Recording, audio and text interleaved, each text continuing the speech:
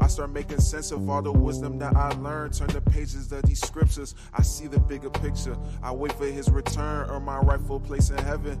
777. It's that frankincense and myrrh burn. 777. Yahweh Shai gon' return. Take the kingdom of heaven. Pharisees, you wicked, misinterpret the scriptures. Took millions out your congregation trying to get richer. My main man who put me in the truth is down with you. All praises to the occupant, LOZ to reconfigure. Walking the narrow path, praying to become destined. Have faith in this personification will be a blessing. Metaphorically spitting this truth, giving them facts. We stay strapped, apocryphas and Bibles on our backs. They want us eradicating the hood, giving us crack. Matter of fact, we gonna put Edom up in the trap. Trigger killing my brothers like bombing the Taliban. We got next nuclear warfare on Babylon. Revelation coming soon, another Vietnam. Look out for the whistle, hit you with a missile in a bomb. As the frankincense and myrrh burn, I start making sense of all the wisdom that I learned. Turn the pages of these scriptures, I see the bigger picture. I wait for his return, earn my rightful place in heaven.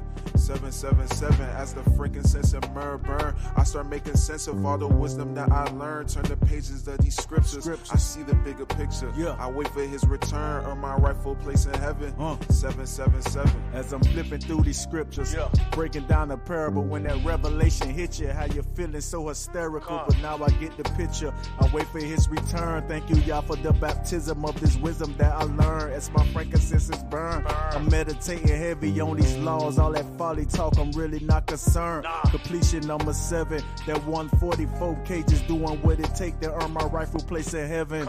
Woe unto you, reverence. Scattering all our people selling lies in your Sunday service. This should be illegal. Deception, what they feed you, and leave you so confused. The reason why I'm always studying to show thyself approved.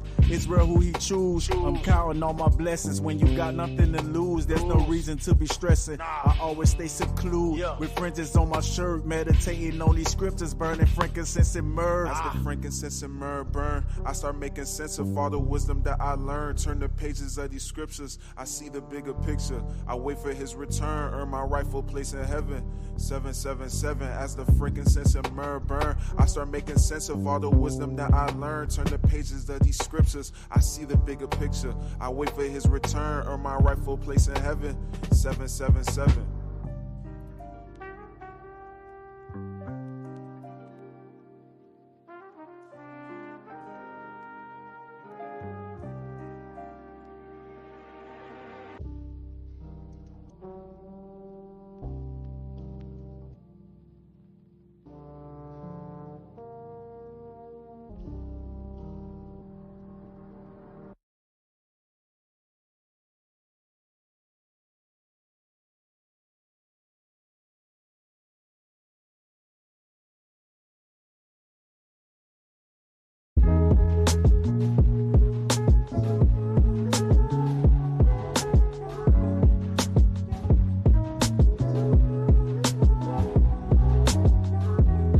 Expect this song to be highly acclaimed or highly esteemed by souls that striving for fame, looking for clout. Compared to our father's riches, your dollars is change. I learned who we are, never looked at the Bible the same. Frowns on their faces, I try to explain. They scratching their heads, I'm like, bear with me.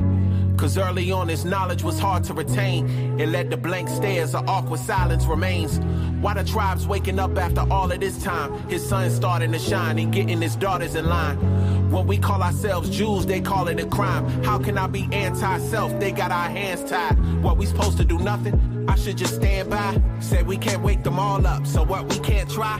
He took the flag out his pocket when they got baptized. Congratulations, eternal life is your grand prize. You going to paradise. I've been in his word all day, looking for the truth that was right in my face.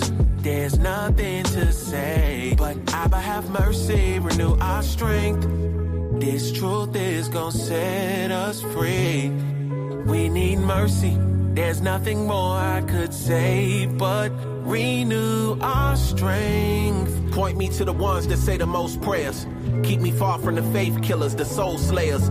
Chapter 3, verse 5, I'm in Hosea. In the midst of the furnace with no fear, my bros here. We walk out untouched, you know they gon' stare. The table is prepared, oppressor gotta watch. Recompense, his judgment is so fair. Now shake them demons off of your coattail. Now you can board this ark. or deal with the flood and watch the boat sail from underwater with no air. Shoulder shrugs and oh wells until the flood comes and you ain't going nowhere. Who gon' help you then? Who you gon' tell? Recompense, his judgment is so fair. Reading Psalms 91, that's a whole prayer. Under his wings we trust. How we gon' fail? Huh? I've been in his word all day, looking for the truth that was right in my face. There's nothing to say, but Abba have mercy, renew our strength. This truth is gonna set us free. We need mercy, there's nothing more I could say, but renew our strength. And it says here, and the Most High will show thy brightness into every country under heaven, every nation, because we're coming back into being royal kings, and priests and prophets and princesses and daughters and wives. And it says, and arise, O Jerusalem, and stand on high, and look about toward the east, and behold, thy children gather from the west.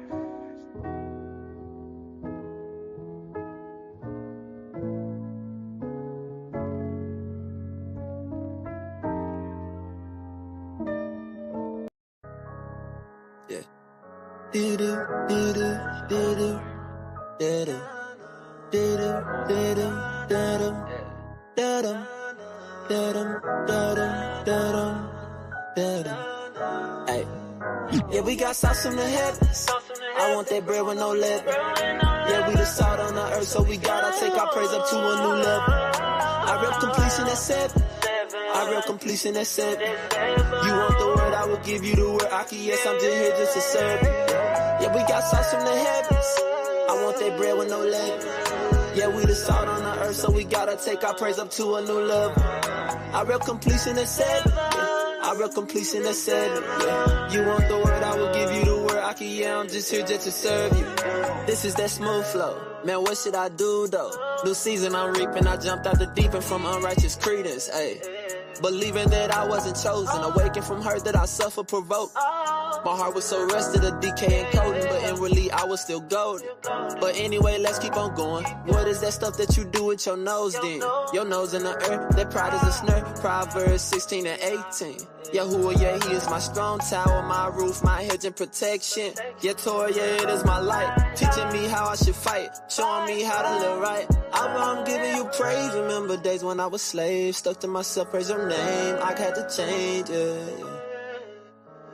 Remember them days I was just feeling so low, wanted to let it all go, but I couldn't let it all go, no. So I give you praise, yeah. Give you praise, yeah. Give you praise, yeah. Your Torah, yeah, is my light. Your Torah, yeah, is my light. Drippy from heaven is getting me right. Yeah, we got sauce from the heavens. I want that bread with no leaven. Yeah, we the salt on the earth, so we gotta take our praise up to a new level. I rep completion at 7. I rep completion at 7. You want the word, I will give you the word. Aki, yes, I'm just here just to serve you. Yeah, we got sauce from the heavens. I want that bread with no leaven. Yeah, we the salt on the earth, so we gotta take our praise up to a new level. I rep completion at 7. Yeah. I rep completion at 7. Yeah. You want the word, I will give you the word. Aki, yeah, I'm just here just to serve you. I know it might be a little strange how a brother just up and just change. I was so sick of the same, the normal, wearing them same old chains. Feeling so low, y'all heal my soul, but I still got some healing to go. Feeling so off, but y'all turn on my mode. I was so broken, as soon as it had shown. Feeling so down, thoughts going wild. He lifted me up and he gave me a crown. I gotta keep going, can't let him down. The enemy mad cause he can't tear us down. Yeah, who should away? I came here to stay. You told me to follow and I will obey. I won't turn away, I'm seeking your face. I'm serving Yahoo to the end of my days. Serving Yahoo to the end of my days, oh yeah. You are the one that I wanna serve. You are the one that I wanna be. I'm praising, I'm thanking you, yeah.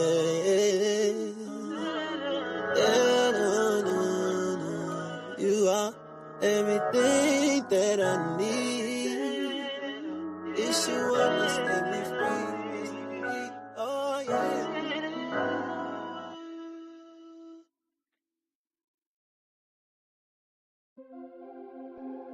Yeah. What?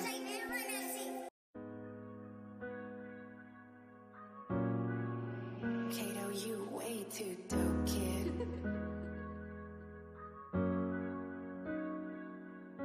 All I need, all I need, all I need.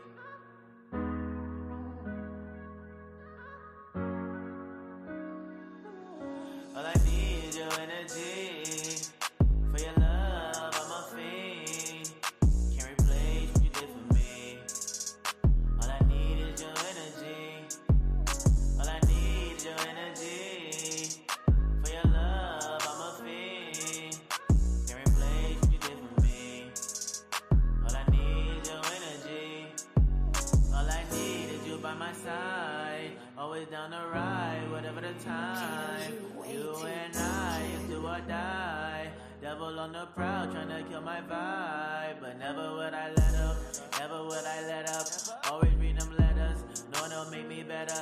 In time, your light in me, I shine so bright. Your energy, I need to survive. My hope, my faith, my loyalty, my praise. Your love, your grace, your mercy, your name, it saves. You're all I need, all I need. All I need, all I need is your energy. For your love, I'm a fiend. Can't replace what you did for me. All I need is your energy. All I need is your energy. For your love, I'm a fiend. Can't replace what you did for me. All I need is your energy. All I need is your energy. For your love, I'm a fiend. Can't replace what you did for me. All I need is your energy. All I need is your energy. For your love, I'm a fiend. Can't replace what you did for me. All I need is your energy.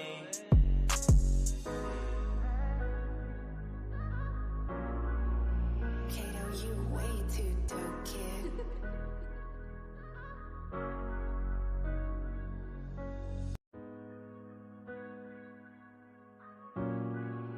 Kato, you way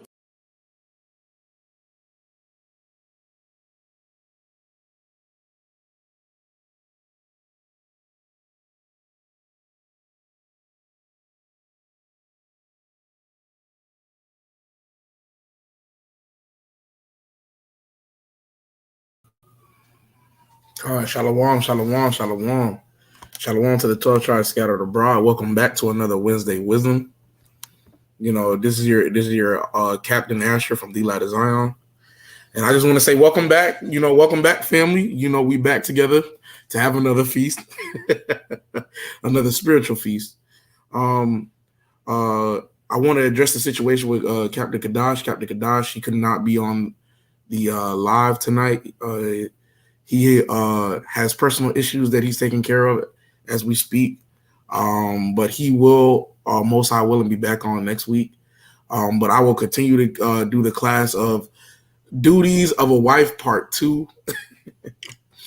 You know, because we went through Duties of a Wife Part 1. We also did the Duties of a Husband. So now we're doing the Duties of a Wife. Now we got to get on the sister. We got on the brothers. Now it's time to get on the sisters, but we got to go even further with it.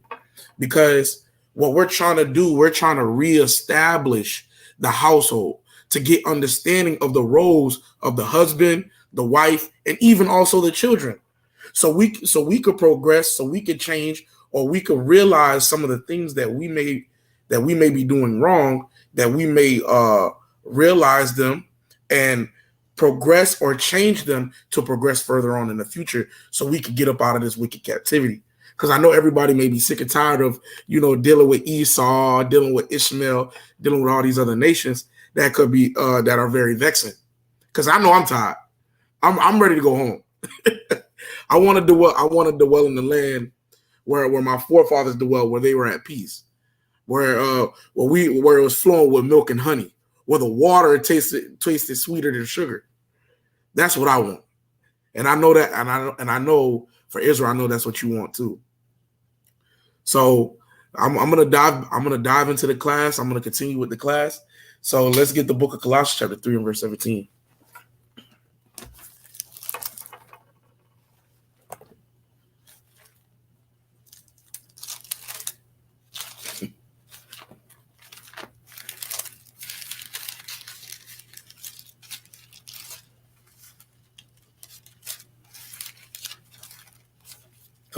This is the book of Colossians chapter 3 and verse 17. And whatsoever ye do in word or deed, do all in the name of the Adawan Yahushai, giving thanks to the Adawan and the Father by him. So whatsoever we do in word or deed, we all do in the name of Mashiach Yahushai, who the world inly calls Jesus Christ, but we also give, through him, we also give praises unto the Most High. And through doing that, through self-sacrificing and giving ourselves unto the Most High, there's a certain way and a certain standard that we should keep, and we should continually keep keeping. That we should present ourselves as a living sacrifice. That we should show that the Most High's words are true. That we show to the world that the Most High's words are very real. And we have to continually keep doing it and continually keep pushing on and keep pushing forward. So let's get the book of Ephesians chapter 5 and verse 22, because I really want to address, the roles within the house, because we seem to forget, or our people in this day in society, they seem to forget that our wives should be in subjection to their husbands. That there's a role and a hierarchy within the family household. Because if you see now today, you look at society today, right? And the crazy thing about it with society today, they believe that the women should be wearing the pants. That the man should be in subjection of the woman. Which is totally backwards, and you can see that it is destroying or deteriorating our society. You can see the problems within the households, though, that the woman wants the man to be leading, but she's playing such a dominant role. She gets upset that even her man is not playing the role that he should be playing. Which is totally backwards. She wants in her mind where her man is in subjection, but then when she gets her man that is in subjection, she decides to start hating him because he's in subjection. What foolishness and craziness is that? What twisted mindset is that? So let's continue and let's get the book of Ephesians chapter 5 and verse 22.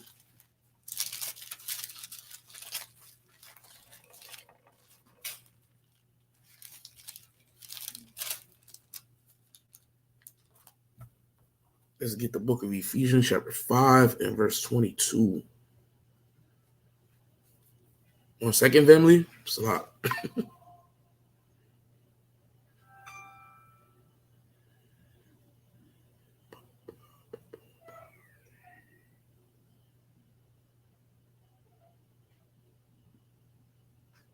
Okay. Let's see. Come on. This is the book of Ephesians chapter 5 and verse 21. Well, we'll start at verse 20. Giving thanks always for all things unto the Most High and the Father in the name of our Lord Jesus Christ, submitting yourselves one to another in the fear of God. Verse 22. Wives, submit yourselves unto your own husbands as unto the Lord. For the husband is the head of the wife, even as Christ is the head of the church, and he is the savior of the body.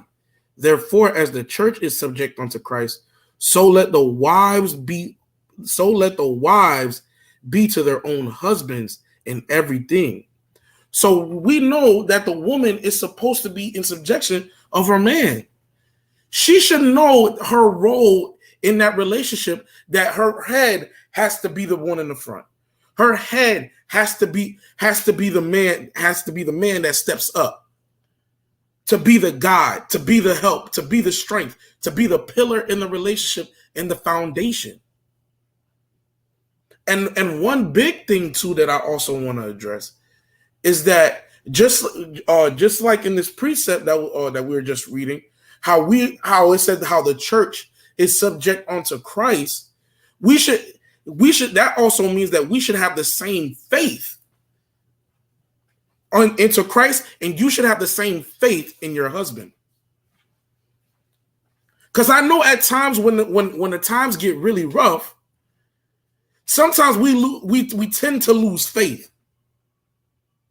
Sometimes we tend to lose faith, and sometimes our women lose faith in our men when it's a rough time or a rough patch. But you have to remember that you need to have faith in your man, just like how you have faith in Yahushua. Just like how you have faith in the Most High. You gotta have faith in your husband that he gonna pull y'all out that he's gonna pull you out the gutter. That he's gonna pull you into greater times. Because we all know that life is about seasons. There's times where there's gonna be times where it's gonna be good. There's times it's gonna be great. There's times it's gonna be horrible, and there's times it's gonna be pure, straight up hell. But you have to stay in the mindset of still having that faith in your man. If you marry this man, you should know with the shadow of a doubt, this man gonna pull us up out of our hardships. We may have fallen, yes, but I know my man gonna do it. I know my man gonna pull us out of these hard times and situations. So let's continue on. Let's get the book of First Peter chapter 3 and verse 1.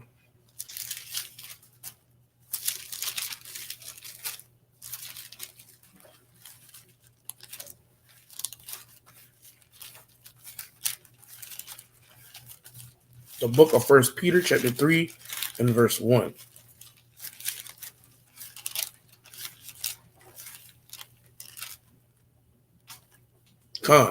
This is the book of First Peter chapter 3 and verse 1. Likewise, ye wives, be in subjection to your own husbands, that if any obey not the word, they also may without the word be won by the conversation of the wives, while they behold your chaste conversation coupled with fear. So this also is another further point of our wives should be in subjection, that our wives should be submitting onto their husbands, because you have out here in the world where the woman is fighting the man for dominance. It's fighting the man for leadership. She don't want to subject. There's some women that just don't want to subject or be in submission of the husband, to let him lead and to let him lead properly and correctly in the way he should. Sometimes there's a saying. Sometimes you get in the way of yourself. And some of our wives do that. Some women do that. You get in the way of yourself of having a beautiful relationship because you feel in your spirit or in yourself that you need to be being contentious with your man. That because your man's not doing it the way you want to do it, it's a problem. There's an old Judite proverb that my mom used to say. There's multiple ways to skin a cat. What that means is there's multiple ways to get the job done. It may not be the way you may want it to go, but that man is gonna take care of that business. Trust me. If you married him, if you vet him, if you did the right proper, if you went through proper parameters and procedures to make sure that this man is a valuable man and worthy of being a husband, you should know that he's going to get the job done. It may not be your way. It may not be how you may want it to get done, but it's still going to get done if he's a man of the Lord. because that's a big one. If he's a man of the Lord. So now let's continue on. So let me get the book of Hebrews, chapter 13, verse 4. Because I want the reason I'm even getting the book of Hebrews, chapter 13, for verse 4, is that I wanted to address the who's should be in subjection of who, and also, and that because a lot of our sisters like to believe if I can't lead, if I can't get a say so or a word, I ain't gonna be married. I'd rather be, I could do bad all by myself. But scriptures say we shouldn't be by ourselves. We shouldn't be alone. Because, honestly, it lets the devil play when you by yourself. It's more dangerous for you to be alone than to be with a man, to be with a husband, and a husband to be with a wife. So let's get the book of Hebrews, chapter 13, and verse 4.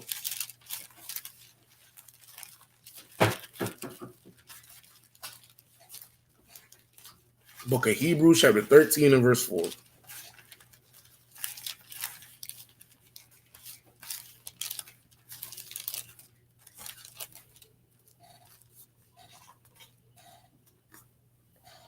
Come. This is the book of Hebrews, chapter 13, and verse 4. Marriage is honorable in all. Marriage is honorable in all, and the bed undefiled.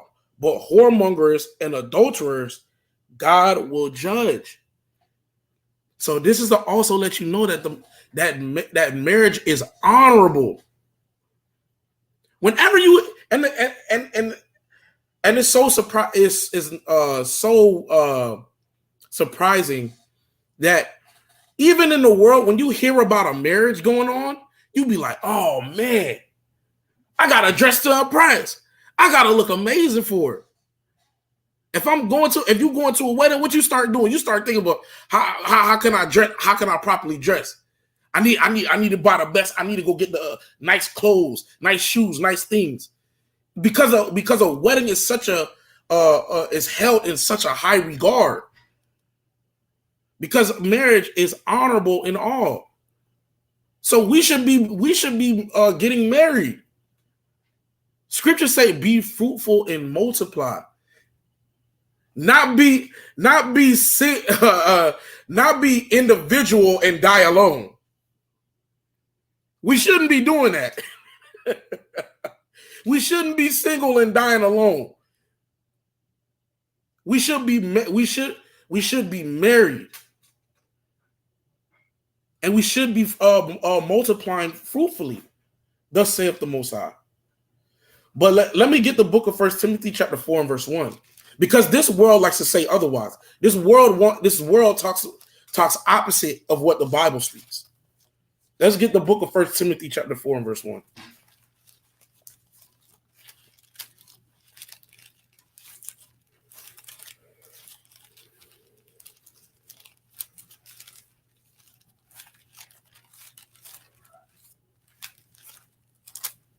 This is the book of 1 Timothy chapter 4. It's a lot.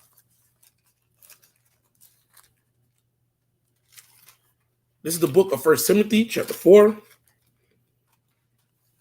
and verse 1. Now the Spirit speaketh expressly that in the latter times some shall depart from the faith, giving heed to seducing spirits, doctrines of devils, speaking lies and hypocrisy, having their conscience seared with a hot iron, forbidding to marry, and commanding to abstain from meats, which the Most High hath created to be received with thanksgiving of them which believe and know the truth.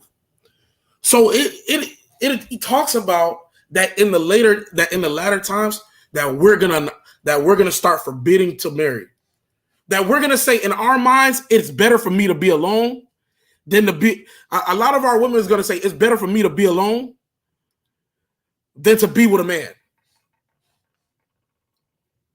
It is better for me to die alone than to be with a man. I don't need no man.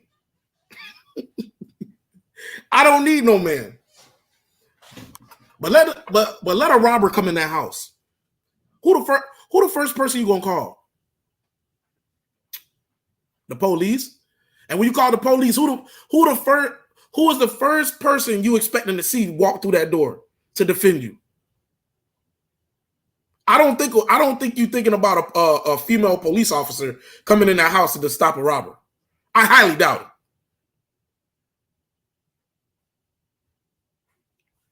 You're going to be thinking about a man stepping through that door to defend you. And you're going to be wanting a husband at that time to defend you. Because he's going to be your protection. He's going to be your hedge. And I think we tend to forget that there are dangers out here for women to be alone. There are serious dangers out here. There are serious threats out here when you don't have a man, when you don't have a hedge of protection. That's why even in Salakia, even in Ezekiel, if I'm not mistaken, where it talks about how 7 women will cleave to one man's garment. Why?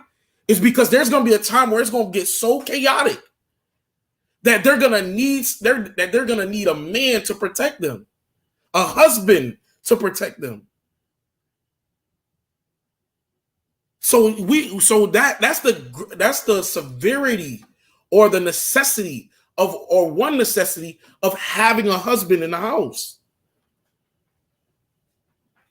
But in order to have a husband in the house, you have to present yourself in a certain way in order to have the husband and to maintain or keep your husband in the house.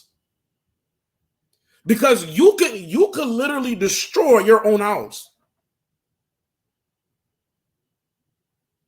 And that's why I think some women forget how powerful you guys really are. You could literally destroy your own house, but you could also build an empire in your house. But let's get that. I know I may be speaking as a man, but let's get that through. Let's get that through the scriptures. Let's get that through the scriptures. Proverbs 14:1.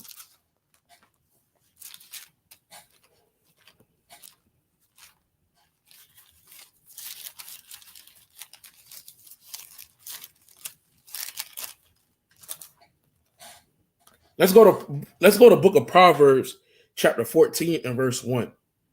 This is the book of Proverbs, chapter 14 and verse 1.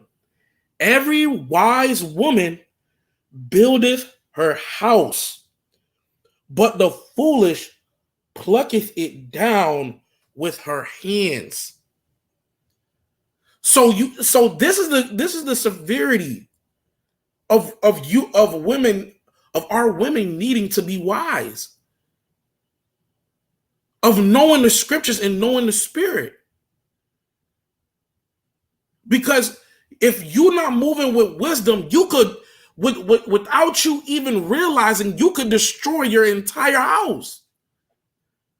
You can flip your house upside down,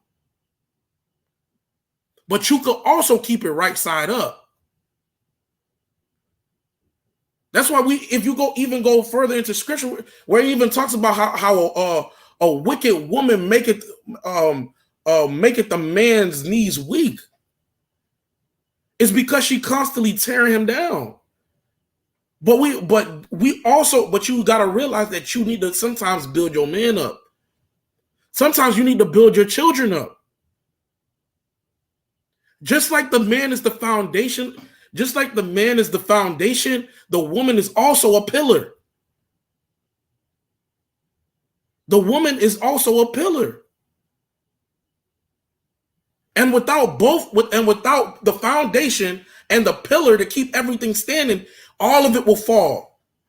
You wear down the foundation becomes weak, the foundation falls, and the pillar crumbles. Not a whole house in jeopardy. This is the severity of the wives. This is the duties of the wives. This is the importance of the wife. Because our women cannot think just because you have this flawed ideal of what a wife should be, that it's supposed to be sunshines and rainbows. No, there's a job to being a wife. It don't just you're in love. It don't just you're in love with the man. The man's in love with you. You have kids, and it's just one big pile of love. No, there's a job you take on a job or a duty and a responsibility when you become a wife. And that duty and that job is being a helpmeet. If you don't be a helpmeet or help out where the man may be lacking in, or he's too busy to deal with certain things and he needs you to take care of it, but you don't want to take care of it because you think you're so entitled as being a wife to just sit there and allow him to do everything, you're going to cause a lot of problems in your own house. Because even a virtuous woman, a virtuous woman, she tends to the field. She's like a merchant ship. She's always trying to find new ways and new ideas and new things to bring into the house. Just like the man is supposed to be constantly progressing, constantly evolving, and constantly obtaining new ways of bringing resources back home, the woman should be doing the same thing. Let's go to Book of Proverbs chapter 31. We got to go back to Proverbs 31 to emphasize the importance of it all.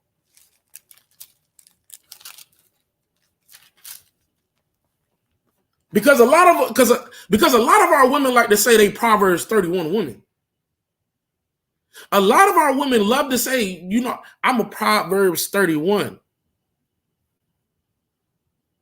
I got your back. What does that really mean? To be a Proverbs 31. Let's see. Come on. Let's go to the book of Proverbs, chapter 31. Come on, this is the book of Proverbs, chapter 31 and verse 10. Who can find a virtuous woman? For her price is far above rubies. The heart of her husband doeth safely trust in her, so that he shall have no need of spoil. She will do him good and not evil all the days of her life. She is like the merchant ship. She bringeth her food from afar. She riseth also while it is yet night, and giveth meat to her household and portion to her maidens. So let's stop right there, because this is very important. This is very big. That it says that she is as the merchant ship. What is a merchant ship doing? What is the job of a merchant ship? The merchant ship is to go out, gain resources, and bring it back into the house. That's what a merchant ship is. That's what it's designed to do, to carry resources to and fro. That's what our woman should be doing, bringing resources from out the house into the house, out the house into the house. So she's building on the wealth of her husband. She's continually to build a wealth. She may be a stay-at-home wife, but she's constantly coming up with new ideas or new things to ease the household situations, like making soap, like making lotion, like making hair grease, or making smoothies for the house.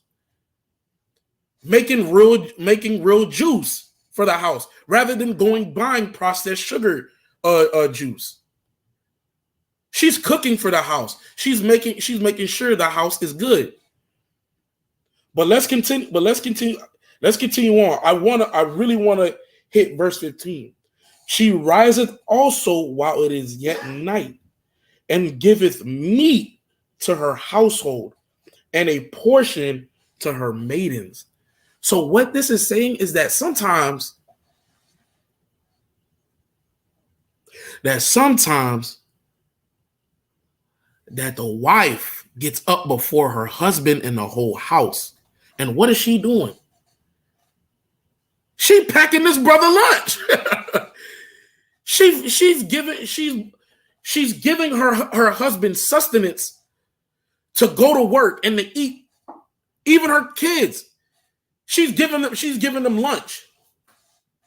She's giving them food to make sure that her children and her husband are running on optimal fuel to continue to battle on throughout the day, to take on the day, if you will.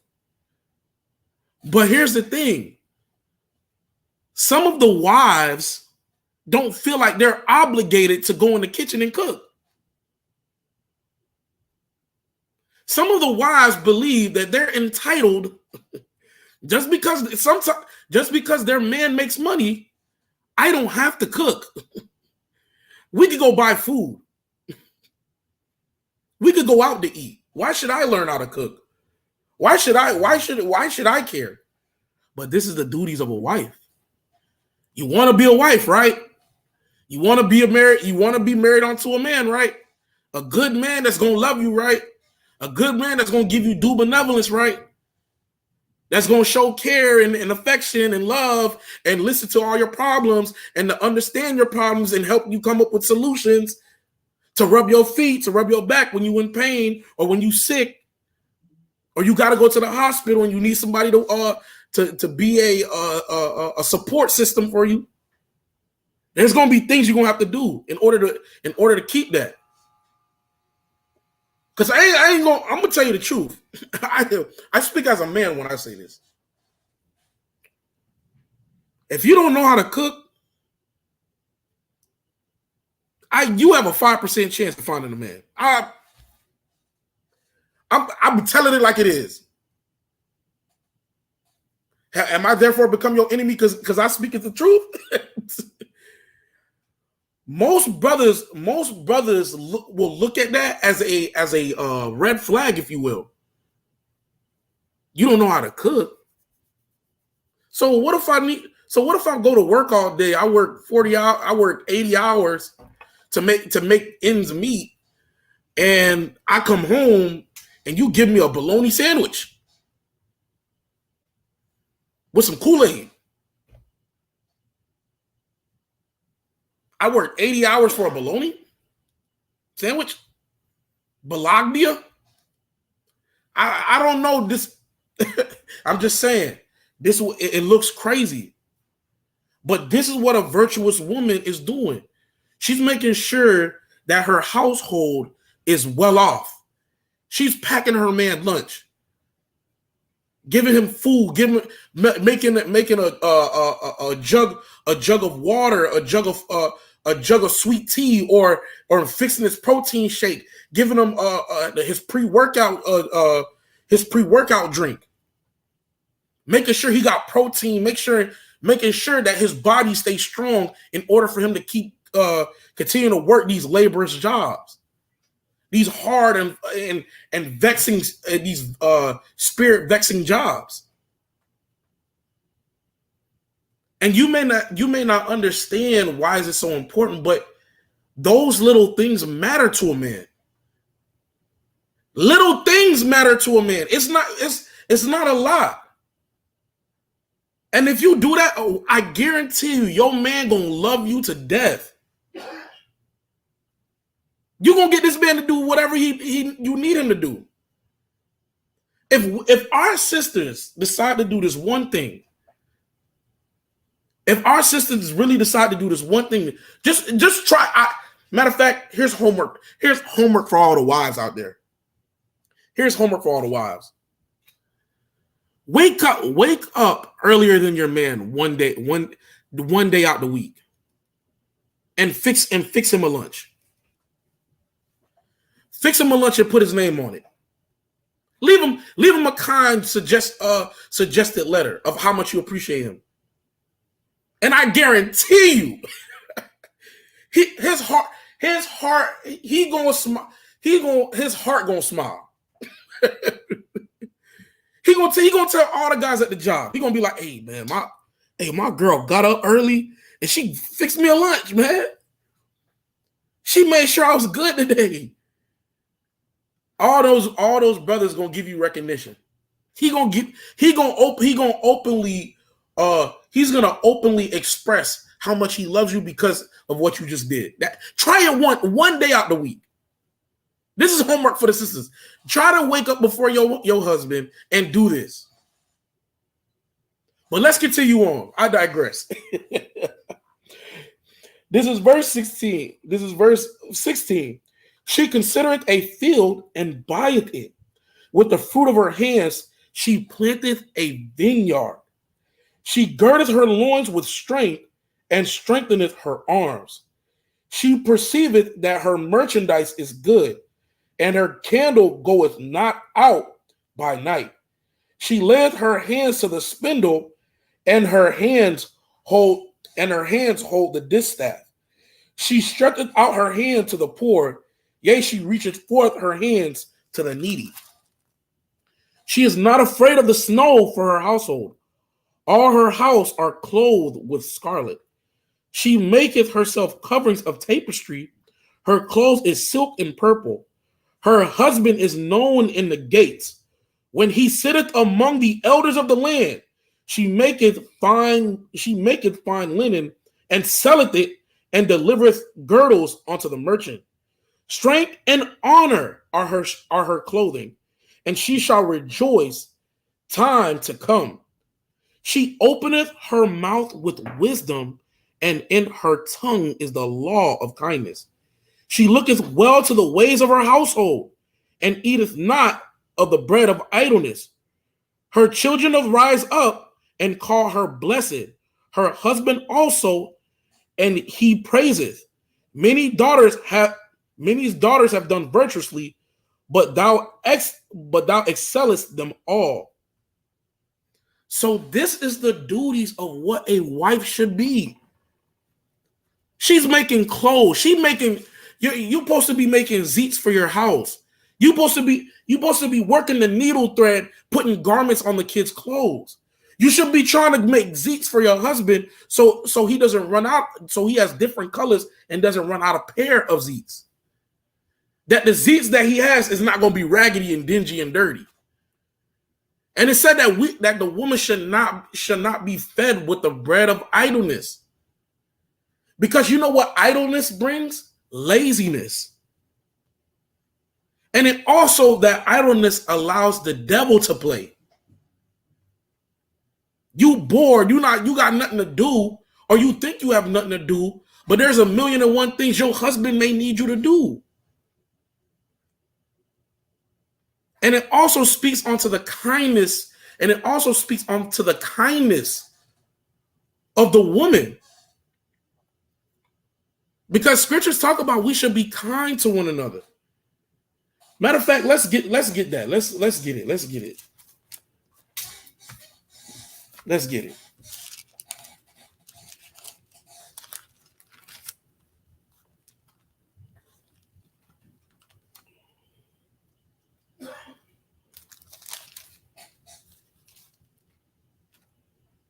Let's get the book of 1 Corinthians chapter 7 and verse 2.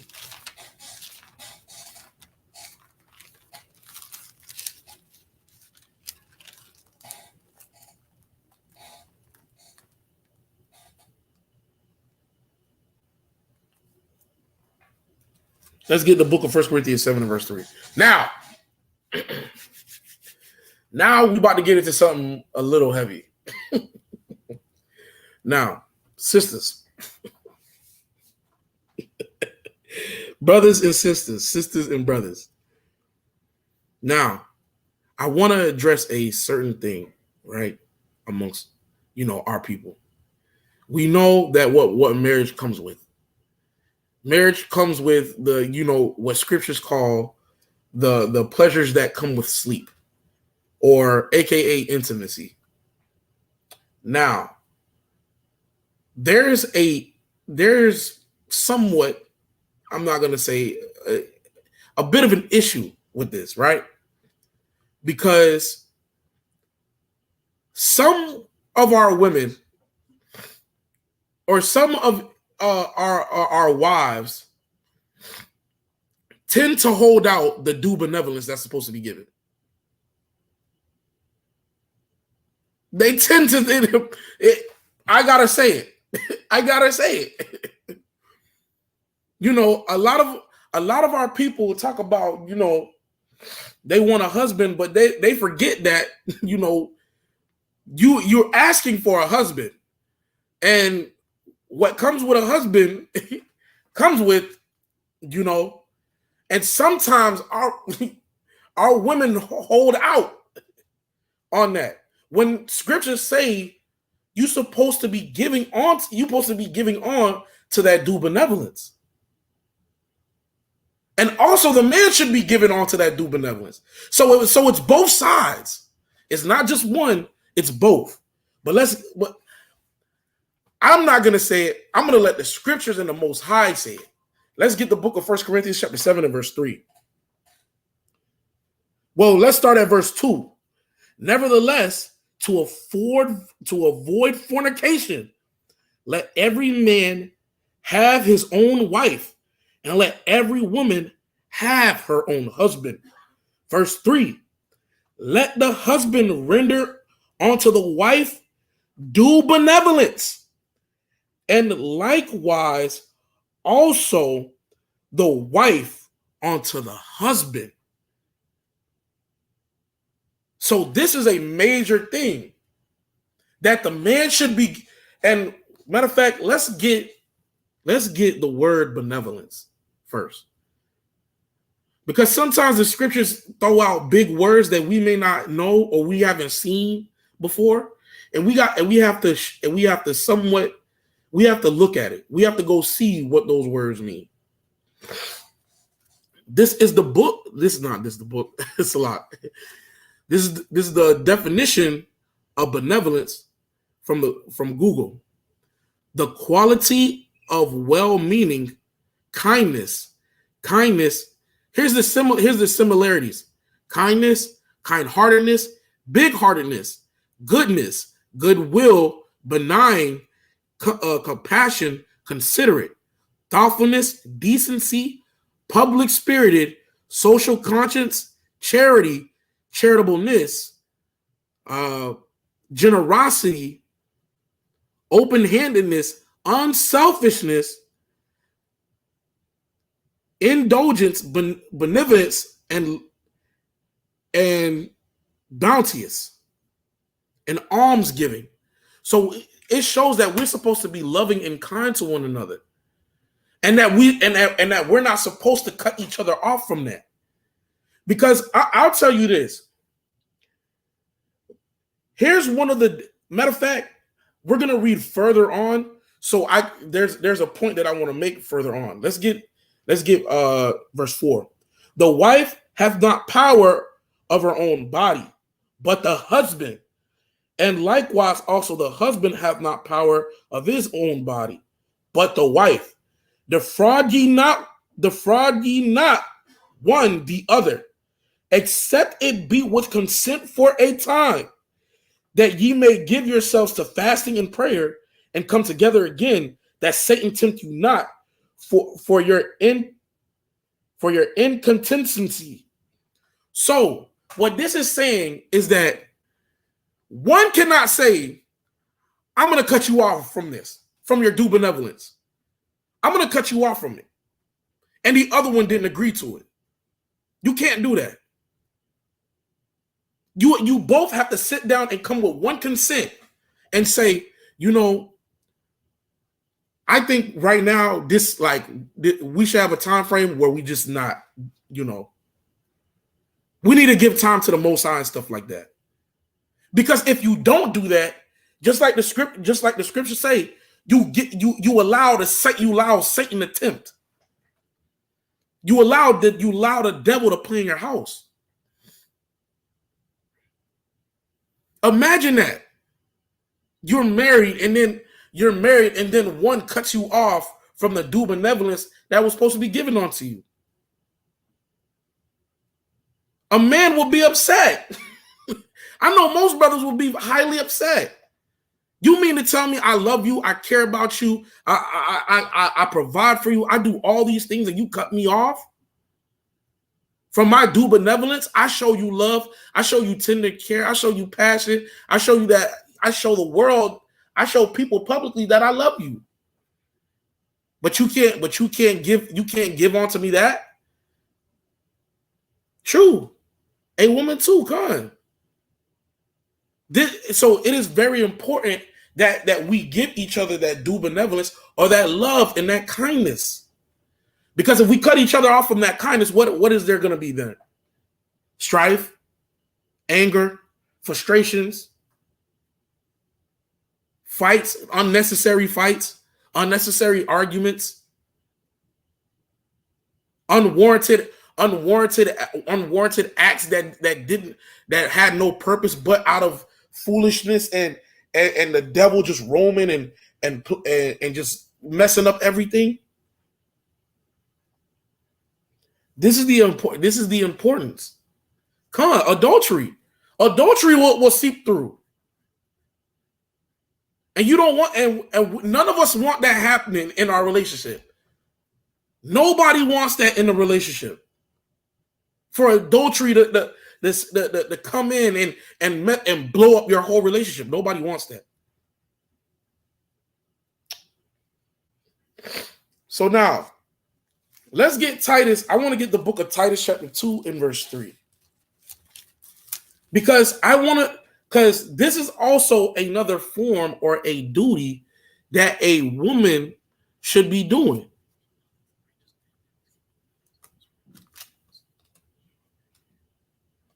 Showing you are a commandment keeping woman and want to approach you, right?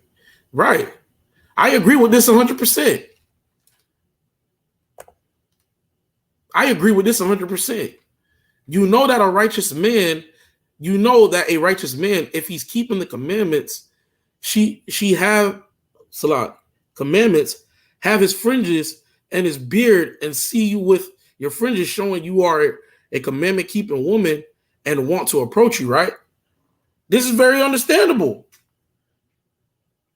A righteous man gonna walk up to a righteous woman and ask her how you doing. You know, I'm trying to get to know you. Do you mind if I take you out?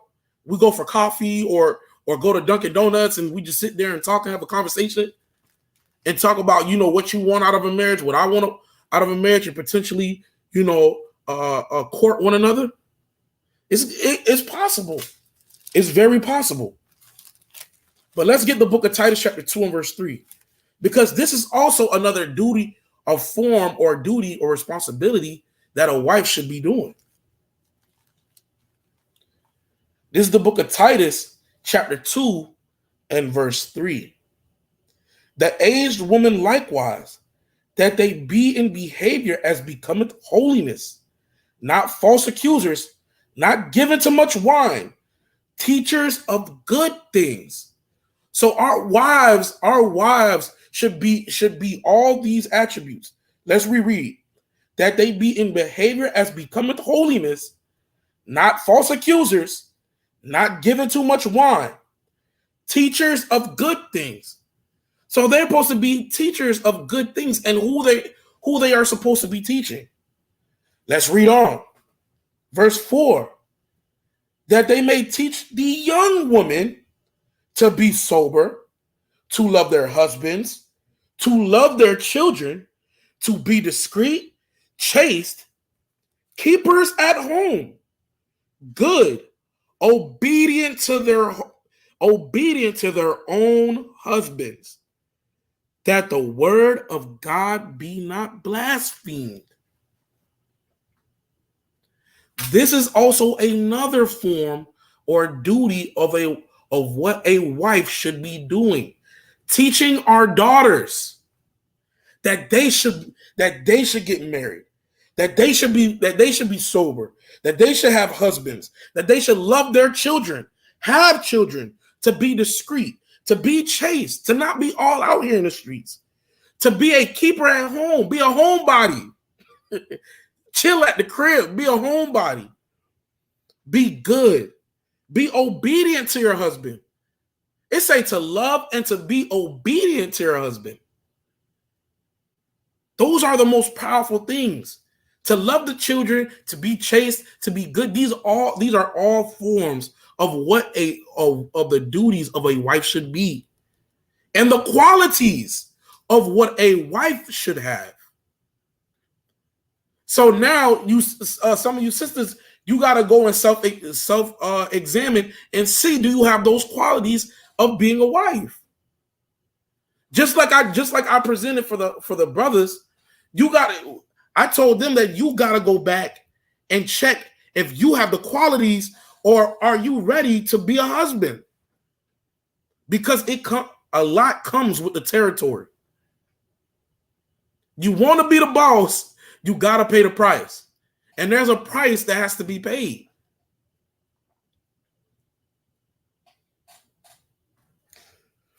So it's very vital. It's very vital for our women to be like this, or you're gonna be this. If you're not doing these things, this is what you're gonna be. Let's get the book of Proverbs, chapter 21, verse 9.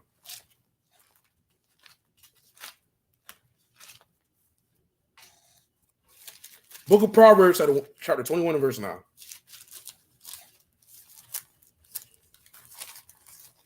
Here's the book of Proverbs, chapter 21. This is the book of Proverbs, chapter 21, and verse 9. It is better to dwell in a corner of the housetop than with a brawling woman in a wide house. You will become that brawling woman. If you're not this, you're a brawling woman, a contentious, a fighting woman. A person that is always looking to fight or debate. It is better to dwell on a housetop for your husband to be sitting on the corner of the roof, just sitting there, chilling, than to deal with a wife that is just brawling or contentious. There's going to be times where you guys, hash it out, but there's a certain way of hashing it out. Both of you can speak like adults, but if one's throwing shoes and throwing lamp shades and throwing a couch, throwing the fish tank, how will anything get solved? How will anything get resolved? So now, here's the biggest point I want to make. Our women really have to dial in with listening to their husbands. Reason being I'm saying that is because your disobedience will be found disgusting to the Most High. It'll be found un-Israelite-like, if you will. And I'm gonna bring out a point with Esther. Let's go to Esther chapter 1. Because the scriptures is meant for our learning. Everything that was written in the old time was written for our learning. And there's a story that will show you the defiance and the rebelliousness of a woman and how it got dealt with. Because she decided to go against the grain, she had to pay a price for that. And her name, and she go by her name is Vashti, Queen Vashti. And we're going to see what her rebelliousness to her husband was going to cause for our people. Let's get that. Esther chapter 1.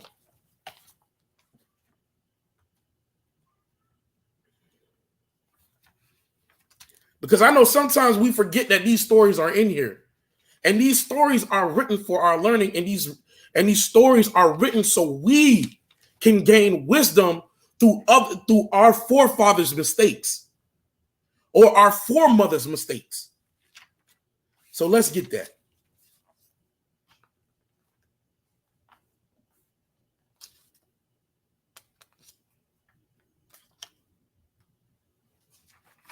Esther chapter 1. Let's get the book of Esther chapter 1. Come on. Spoiler alert. She lost her crown. Come on. We're going to get it. We're going to get it.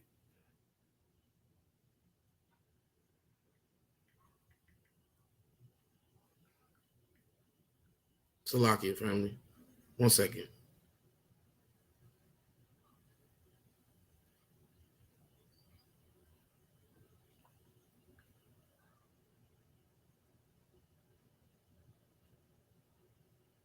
Salakia family. 1 second. 1 second. Bear with me.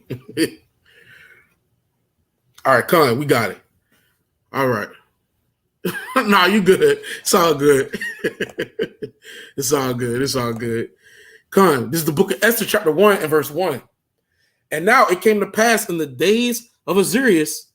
This is Azarias, which reigned from India even unto Ethiopia over 107 and 20 provinces. That in those days, when the king of Azarias sat on the throne of his kingdom, which was in Shushan, the palace, in the 3rd year of his reign, he made a feast unto all his princes and his servants, the power of Persia and Media, the nobles and the princes of the provinces, being before him, when he showed the riches of his glorious kingdom and the honor of his excellent majesty many days, even 180 days. And when these days were expired, the king made a feast unto all the people that were present in Shushan, the palace, both unto great and small, 7 days in the court of the garden of the king's palace. So now, King Azarias is a very wealthy man, a very powerful man. He owned he ruled a lot of provinces. He had an empire, mind you. So what is happening right now is that he is holding a banquet. He's holding a feast. And let's see what's going to happen. Verse 5. And when these days were expired, and the king made a feast unto all the people that were present in Shushan, the palace, both unto great and small, 7 days, in the court of the garden of the king's palace, where were white, green, and blue hangings fastened with cords of fine linen and purple to silver rings, and pillars of marble. The beds were of gold and silver upon a pavement of red and blue and white and black marble. And they gave them drink in the vessels of gold, the vessels being diverse one from another, and royal wine in abundance, according to the state of the king. And the king drinking was according to the law. None did compel, for so the king had appointed to all the officers of his house that they should do according to every man's pleasure. Also, Vashti the queen made a feast for the women in the royal house, which belonged to King Azarias. On the 7th day, when the heart of the king was merry with wine, he commanded Mehuman, Biztha, Harbana, Bigtha, and Abtha, Zephyr, and Carcass, the 7 chamberlains that served in the presence of Azarias, the king, to bring Vashti the queen before the king with the royal crown, to show the people, the princes, her beauty. So King Azarias on the 7th day called for his wife, because he was so joyful in spirit while drinking wine. He said, "Bring me my wife, my beautiful and loving wife, and tell her to bring my crown also." And he sent seven men to go get her, to retrieve her. And let's see what happens. Verse 11, to bring King Vashti the queen before the king with the crown royal, to show the people and the princes her beauty, for she was fair to look on. But Queen Vashti refused to come at the king's commandment by his chamberlains. Therefore was the king very wroth, and anger burned in him. So he was mad and upset that she refused.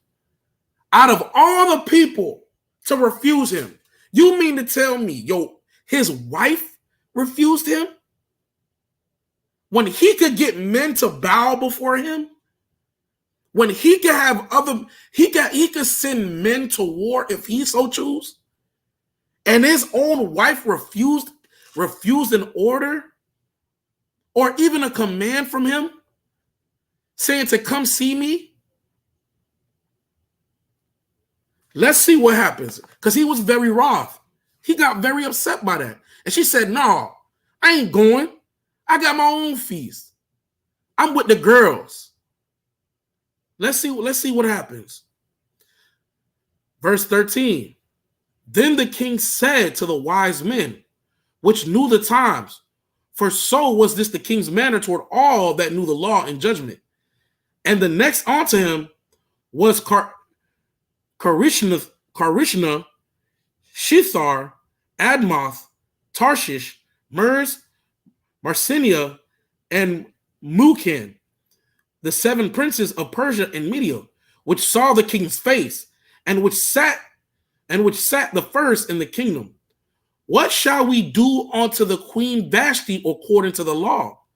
Because she had not performed the commandment of the king Ahasuerus by his chamberlains. And Memucan answered before the king and the princes, Vashti, the queen, hath not done wrong to the king only, but also to all the princes. So it showed you the level of what she did. She disrespected her husband, and it reflected also to the princes, because they wanted to see her and greet her as it was a custom to do, to greet everybody that they see, the husband, the wives, and everybody involved. And they said that this is not a disrespect only to the king, but it's also a disrespect unto us in our households. But let's go on further to see the devastation she caused because of her refusal. Vashti the queen had done not wrong to the king only, but also to the princes and to all the people that are in all the provinces of the king Ahasuerus. For this deed of the queen shall come abroad unto all women, so that they shall despise their husband in their eyes, when it shall be reported that King Ahasuerus commanded Vashti the queen to be brought in before, but she came not. So this lets you know that even her refusal, right, to follow her man's words, or to obey or to be obedient to her husband, it has caused an offense onto the king, onto the princes of all these provinces, pretty much the mayors of these provinces, and said, not only did she do that, but if other women get a word of this, it is going to cause a problem in our house. Because if the queen can refuse the king, who am I any better for my woman to listen to me? So we know that rebellious spirit, that we know that this is a rebellious spirit that has to be stomped out in Israel. Because there's some wives out here that will go to other sisters and say, yeah, how about that man trying to tell me what to do, and I like he my daddy. And you know what other sisters gonna say if they not wise? Girl, I can't believe it, girl. I know ain't no man gonna tell me nothing. Gonna tell me to do something, to pick up this, to pick up that. And that's where that spirit could hop over all of Israel and destroy Israel. When we just went through scriptures that talks about that the woman should be in subjection to her husband, should be obedient to her husband, to love her husband. What does it mean to be obedient? That means if your husband tell you to go do something, you should go do it. Now, is there a way that a husband should say it? Yes. But if your husband asks you to do something, you should do it. Just out of the love of being with your husband, you should do it. Just like how you would ask him, babe, can you do this for me? And he'll go do it out of the love for you. So you should be doing the same, because that spirit can hop on other women for you being rebellious, and it could tear down your whole house and even Israel. But let's continue on, because I want to get to the point of what happened. Verse 17. For this deed the queen shall come abroad. For this deed of the queen shall come abroad unto all women, so that they shall despise their husbands in their eyes, and when it shall be reported, the king Ahasuerus commanded Vashti the queen to be brought in before him, but she came not. Likewise shall the ladies of the Persian Medes say this day unto all the king's princes, which have heard of the deed of the queen, thus shall there arise too much contempt and wrath. If it please the king, let there go a royal command from him, and let it be written among the laws of the Persians and the Medes, that it be not altered, that Vashti come no more before King Ahasuerus, and let the king give her a royal estate unto another that is better than she. And when the king's decree, which he shall make, shall be published throughout all his empire, for it is great, all the wives shall give to their husbands honor, both great and small, and saying please the king and the princes. And the king did according to the word of Memucan, for he sent letters into all the king's province, into every province according to the writing thereof, and to every people after their language, that every man should bear rule in his own house, and that it should be published according to the language of every people. So it shows you that for her refusal, she had to get sent. She got exiled, if you will, to a compound estate far away from him, and that he got him another wife.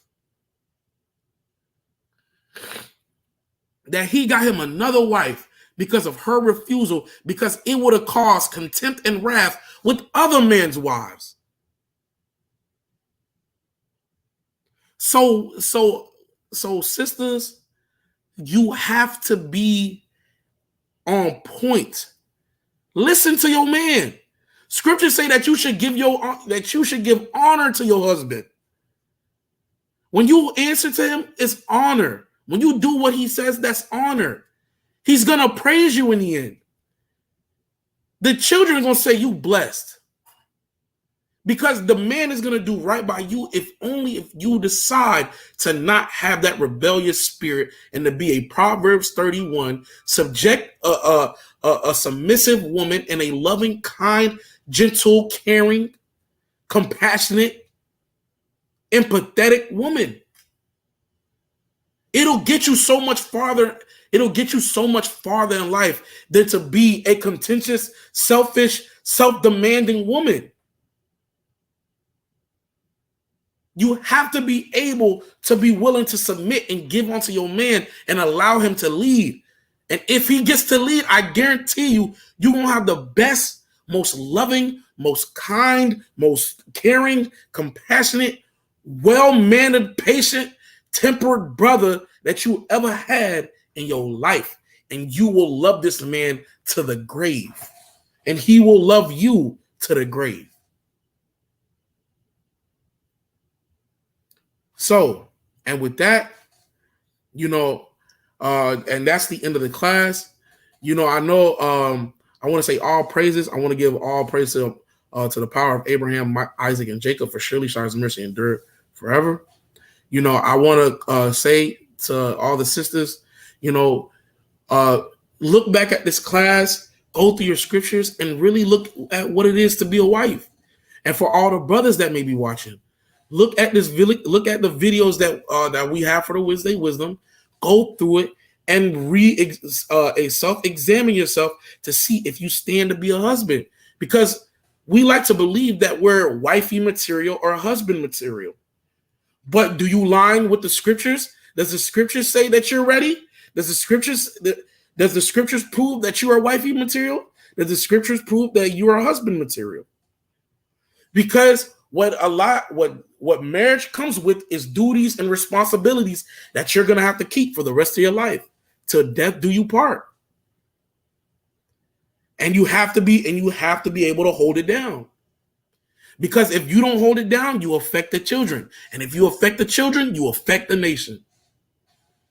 Because the kingdom is built off, the nation is built off of families. And if we constantly have wicked families, and if we constantly have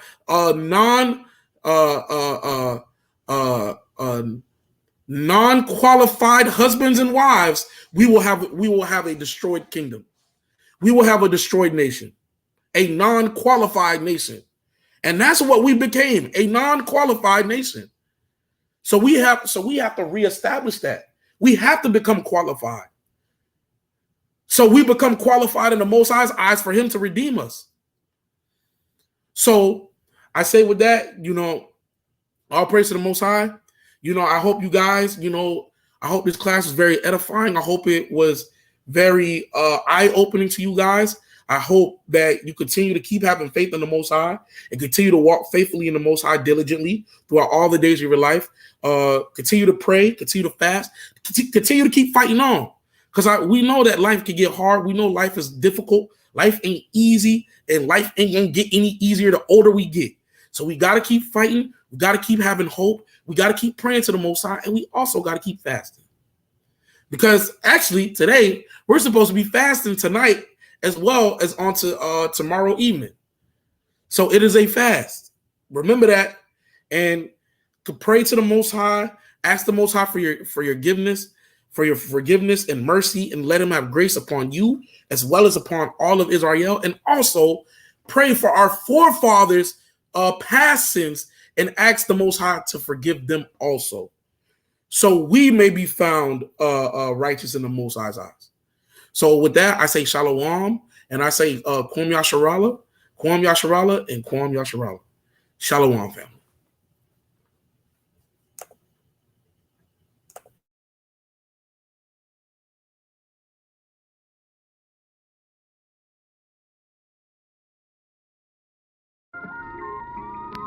Hallelujah. Circle of success. We all bless. You hear me? Two more. Twist Productions.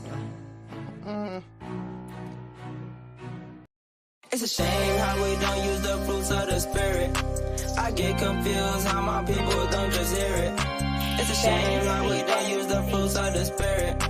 I get confused how my people don't just hear it. I walk in the spirit, I talk in the spirit, I pray in the spirit, I stay in the spirit.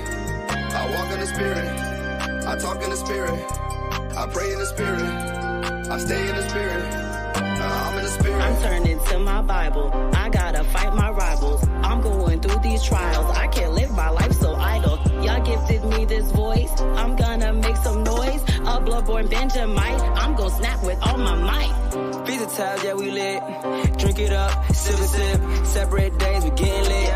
Grab a bag, eat some chips. Do not come with the issues. Put in the work, I'm committed.